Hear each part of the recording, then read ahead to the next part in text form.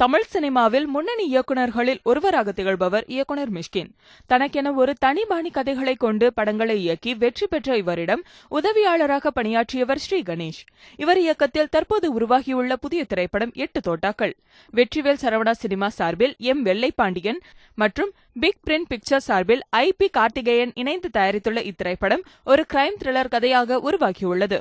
புதுமுகங்கள் வெற்றி மற்றும் மலையாளத்தில் மகேஷிந்தே பிரதிகாரம் படத்தில் நடித்த நடிகை அபர்ணா பாலமுரளி ஆகியோர் நடிப்பில் உருவாகியிருக்கும் இத்திரைப்படத்தில் நாசர், பாஸ்கர், அம்மா கிரியேஷன், ஸ்ரீ சிவா, மைன் கோபி மற்றும் மீரா மிதுன் ஆகியோர் முக்கிய கதாபாத்திரத்தில் நடித்துள்ளனர்.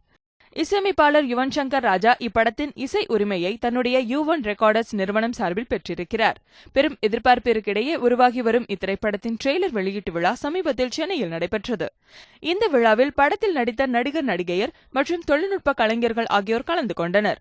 இந்த விழாவில் பேசிய நடிகர் நாசர், இயக்குனர் ஸ்ரீ கணேஷை வாழ்த்து பேசியது மட்டுமின்றி இப்படத்தில் நடித்ததற்காக நடிகர் பாஸ்கருக்கு நிச்சயமாக தேசிய விருது கிடைக்கும் என்றும் தெரிவித்தார்.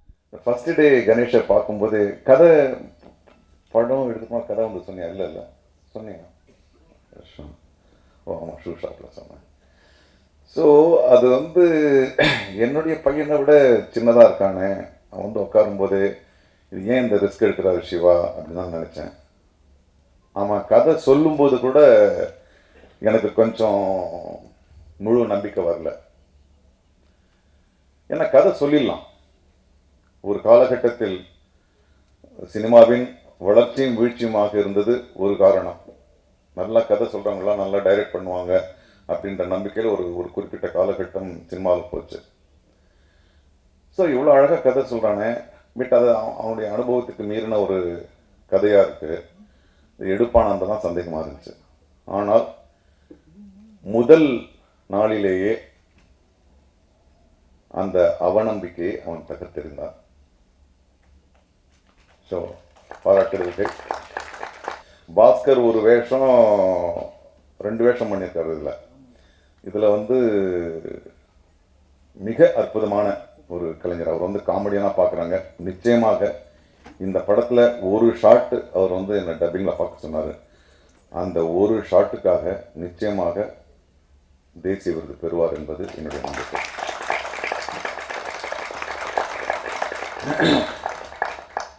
ஏன்னா இன்னைக்கு வந்து நடிப்பிற்கான அளவுகோல், நடிப்பிற்கான திறன் இதெல்லாம் வந்து எதுவுமே இல்லை. யார் வேண்டுமானாலும் நடிக்கலாம். அது நானே அப்படிதான் வந்தேன். ஆனால் அதை எல்லாத்தையும் மீறி தன்னுடைய அனுபவத்தின் மொத்த சாற்றையும் அந்த ஒரு ஷாட்டுக்காக கொடுத்துருக்கார். ஒரு நல்ல நடிகனா பொறாமப்படலாம், ஆனால் வந்து எனக்கு சந்தோஷமா இருக்கு. பிறகு பேசிய நடிகர் பாஸ்கர், தற்போதைய தலைமுறை பிள்ளைகளின் திறமைகளை அளவிடும் அளவிற்கு நாம் தகுதி பெறவில்லை என்று கூறி படக்குழுவினரை வாழ்த்தி பேசினார். இந்த காலத்து குழந்தைகளுக்கு இருக்கக்கூடிய திறமையை அளவிடக்கூடிய அளவிற்கு நமக்கு தகுதி இல்லை அப்படிங்கிறது தான் உண்மை. அந்த மாதிரி இந்த குழந்தைகள் வந்து நான் தம்பி கேமராமேன்ட்ட வந்து நான் கோச்சிக்கிட்டது என்ன அப்படின்னு கேட்டிங்கன்னா, என்னுடைய பர்ஃபார்மன்ஸில் எனக்கு இருக்கக்கூடிய அக்கறை, அதே அக்கறை அவருடைய வேலையில் அவருக்கு இருந்திருக்கிறது. அதை நான் அப்புறமா தான் புரிஞ்சுக்கிட்டேன். அதை தான் மாமாட்ட சொன்னேன்.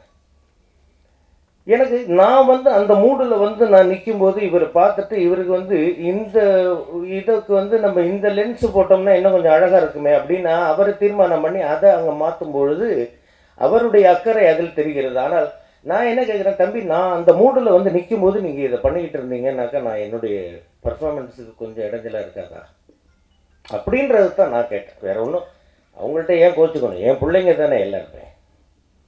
இன்றைக்கு வரைக்கும் அப்பான்ற வார்த்தைக்கு மறு வார்த்தை பேசுனது கிடையாது கணேஷ்.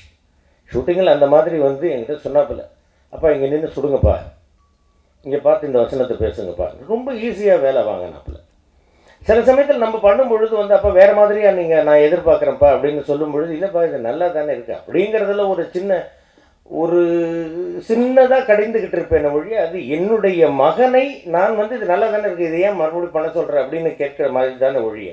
ஆனால் அவன் தகப்பன் இன்னும் கொஞ்சம் பெட்டராக பண்ணியிருந்தால் நல்லா இருக்கணும், எப்படி என் பையன் நினைப்பானோ அதே மாதிரி தான் கணேஷ் நினச்சி இந்த படத்தில் எனக்கு வேலை வாங்கி இவ்வளோ பெரிய பெயரையும் நாசர் மாமா கிட்ட இருந்தும் சிவானந்தன் கிட்ட இருந்தும் வந்ததுலேருந்து எல்லாரும் பாராட்டக்கூடிய அளவிற்கு வந்திருக்கு. பின் பேசிய அம்மா கிரியேஷன்ஸ் டி சிவா நடிகர் MS பாஸ்கரின் நடிப்பை குறித்து பேசினார். மேலும் அவருக்கு இந்த படத்திற்காக தேசிய விருது கிடைக்க தனிப்பட்ட முறையில் தன்னால் முடிந்த முயற்சிகளை மேற்கொள்ளவிருப்பதாகவும் கூறினார். படம் பார்த்துட்டு பாஸ்கரனே, உங்களுக்கு இந்த படத்துக்கு தேசிய விருது வாங்குறதுக்கு என்னென்ன வேலை உண்டோ எல்லாத்தையும் தனிப்பட்ட முறையில் நான் செய்வேன். அதுக்கான எல்லா ப்ராசஸையும் நான் பார்ப்பேன், எல்லா வேலையும் பண்ணி கொடுப்பேன் சார். அஸ்டானிஷ்டு சான்ஸே இல்லை. நான் வந்து படம் முடிச்சுட்டு வந்துட்டு அவர் எங்கேயோ இருந்தால் நான் ஃபோனை பண்ணி நல்லா முறையாக பேசிட்டேன். அவ்வளோ ஒரு பியூட்டிஃபுல் பர்ஃபார்மன்ஸு. அவர் எவ்வளவோ படங்கள் பண்ணார், காமெடியாக பண்ணார், கொஞ்சம் கொஞ்சம் சீரியஸ் பண்ணார், அதெல்லாம் பண்ணார். அதெல்லாம் எதுவுமே இது பக்கத்தில் நீங்கள் இந்த அல்டிமேட் ரோல் இப்படி ஒருத்தர் நடிப்பாரா அப்படின்னு சொல்லி அவர் சொன்னார். அந்த ஒரு சீன்லாம் பார்த்துட்டு நீங்கள்லாம் ஒரு 10 மினிட் சைலன்ஸில் ஒரு படம் ஓடும். அதுக்கு வந்து அப்படி இருக்கும். அந்த மாதிரி வந்து பாஸ்கர் சாரோட கேரியரில் ஒரு அப்படி ஒரு படம். அது வந்து அவர் மட்டும் இல்லை, அங்கே ஒரு ஸ்ரீ கணேசன் சேர்ந்து அந்த விஷயத்தை அப்படி எடுத்து வந்திருக்கான். அதில் கணேஷோட பங்கும் இருக்குது. அப்படி ஒரு பர்ஃபார்மன்ஸ் அவர் கொடுத்துருக்கிறாரு. அதுக்கான சீன் அவன் கொடுத்தான். படம் பூரா நம்மளை எப்படி ஆக்கிரமிச்சிட்டா டோட்டலாக வெளியே வரும்போது. படத்தின் கதாநாயகன் வெற்றி புதுமுக நடிகர்களுடன் 2 ஜாம்பவான்கள் இப்படத்தில் நடித்திருப்பதாகவும் தான் இந்த அளவிற்கு ஒரு ஒத்துழைப்பை இந்த படத்தில் எதிர்பார்க்கவில்லை என்றும் தனது நன்றிகளை தெரிவித்துக் கொண்டார். ஒரு புது ஹீரோ நடிக்கிறான் அப்படின்னு சொல்லும் போது பெரிய ஆர்டிஸ்ட்லாம் வந்து கூட நடிக்க மாட்டாங்க. அதில் வந்து எந்த ஒரு இதுவுமே பார்க்காம மெயினாக வந்து எங்கள் கூட நடித்தது வந்து நாசர் சாரும் நம்ம MS பாஸ்கர் சாரும் தான். அவங்க 2 பேரும் வந்து கிளைமேக்ஸில் ஒரு சீன் எடுத்தோம். 3 பேருமே ஒரே இடத்துல ஒரே ரூம்குள்ளே வச்சு ஷூட் பண்ண வேண்டியிருந்தது. அப்போ வந்து நான் நினச்சேன், அவங்க 2 பேரும் பெரிய ஜாம்பானுங்களாச்சே, நம்மளை எப்படி வச்சு நம்ம என்ன பண்ண போகிறோம் அப்படின்னு நினச்சிருந்தேன். அப்புறம் பார்த்தா அவங்க 2 பேரும் எனக்கு சொல்லி கொடுத்தாங்க, தம்பி இப்படி பண்ணுங்க, இப்படி பண்ணாதீங்க, இப்படி பண்ணால் நல்லா இருக்கும், இப்படி பண்ணால் நல்லா இருக்காது, நீங்கள் நல்லா வரணும் அப்படின்னு சொல்லி என்னை ரொம்ப என்கரேஜ் பண்ணி என்னை நடிக்க வச்சாங்க. அதுக்கு ரொம்ப தேங்க்ஸ் சார், நாசர் சாருக்கும் MS பாஸ்கர் சாருக்கும். மற்றபடி என் கூட நடித்த அத்தனை பேருக்கும் நன்றி. படக்குழுவினருக்கு நன்றிகளை தெரிவித்துக் கொண்டு பேச துவங்கிய இயக்குனர் ஸ்ரீ கணேஷ் படத்தின் கதை குறித்து பேசினார். மேலும் 8 தோட்டாக்கள் திரைப்படம் வெளியாகும் தினத்தில் மணிரத்னம் இயக்கத்தில் காற்று வெளியிடை திரைப்படமும் வெளிவருவதால் தனக்கு மிகப்பெரிய ஒரு பொறுப்பு இருப்பதாக கூறினார். ஒரு சாமானியரின் கைகளில் 8 தோட்டாக்கள் அடங்கிய ஒரு துப்பாக்கி கிடைத்தால் என்னென்ன விளைவுகள் நேரிடும் என்ற வித்தியாசமான கோணத்தில் 8 தோட்டாக்கள் திரைப்படம் உருவாகியுள்ளது. படத்தை பற்றி சின்னதாக சொல்லிடுறேன். 8 தோட்டாக்கள் ஒரு கிரைம் த்ரில்லர் படம். ஒரு போலீஸ் பின்னணியில் நடக்கிற ஒரு கிரைம் த்ரில்லர். ஒவ்வொரு சீனுமே அடுத்து என்னன்னு இன்ட்ரெஸ்டிங்காக போகிற மாதிரியும் அதே சமயம் ஒரு ஆழமான கதையோடையும் இந்த படத்தை பண்ணியிருக்கோம். அது ஏப்ரல் 7ஆம் தேதி இந்த படம் ரிலீஸ் ஆகுது. எனக்கு பெரிய விஷயமே அன்னைக்கு அதே தேதியில் மணிரத்னம் சாரோட படமும் ரிலீஸ் ஆகுது. நாங்கள் நான் மிஷ்கின் சார்கிட்டேருந்து வெளியே வந்தப்புறம் இந்த மணிரத்னம் சாரோட ஒரு புக்கு ஒன்று வந்துச்சு, கான்வர்சேஷன்ஸ் வித் மணிரத்னம்னு. எனக்கு அப்போ சினிமாவை பற்றி எவ்வளோ விஷயங்களை புதுசாக சொல்லித்தர ஒரு புத்தகமாக இருந்துச்சு. நாங்கள் இந்த படம் ஷூட்டிங் அப்போல்லாம் அந்த புக்கை வச்சுட்டு அண்டர்லைன்லாம் பண்ணி வச்சுட்டு நிறைய விஷயங்களை பார்த்து கற்றுக்கிட்டேன். ஸோ அதே தேதியில் எங்கள் படம் ரிலீஸ் ஆகுதுன்றதே எங்களுக்கு நிறைய பொறுப்பை கொடுத்துருக்கு, பயத்தை கொடுத்துருக்கு. அந்த நல்ல படமாக இருக்குன்னு நம்புகிறேன். இயக்குனர் மணிரத்னம் இயக்கத்தில் உருவாகியுள்ள காற்று வெளியிடை திரைப்படம் வருகிற ஏப்ரல் 7ஆம் தேதி வெளியாகவிருக்கிறது.